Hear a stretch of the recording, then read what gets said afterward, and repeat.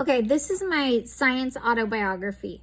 When I think about any biases that I have in regard to science, I think that in the past, I did tend to view scientific careers as being more male driven.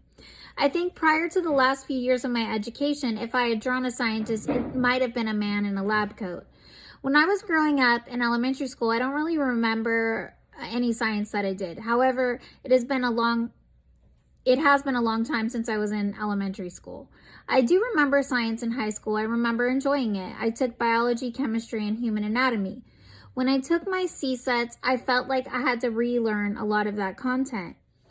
I also, at that time, did not really remember learning anything about geology in my earlier years. In college, I took a class called Biology for Elementary School Teachers, and I really loved that class. We grew plants and learned about insects. We observed changes in the plants and discovered how the plants would thrive if they were deprived of one nutrient or another.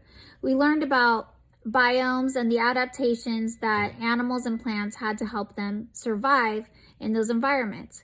We learned about taxonomy and how families and plants are defined by their existing characteristics.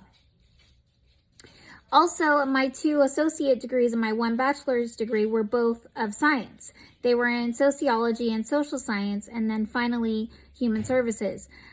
I remember feeling proud that my majors were science degrees because that made me feel like I had accomplished something that was cognitively challenging.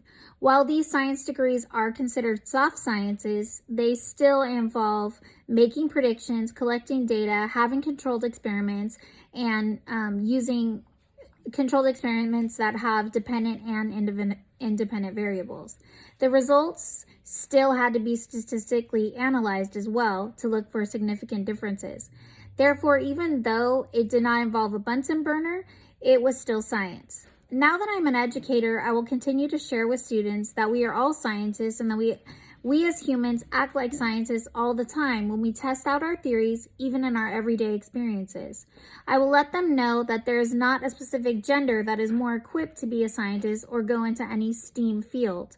I also want to make sure that we do science in my classroom so that students have exposure to different fields that are possible careers for their futures. So thanks for listening. Bye.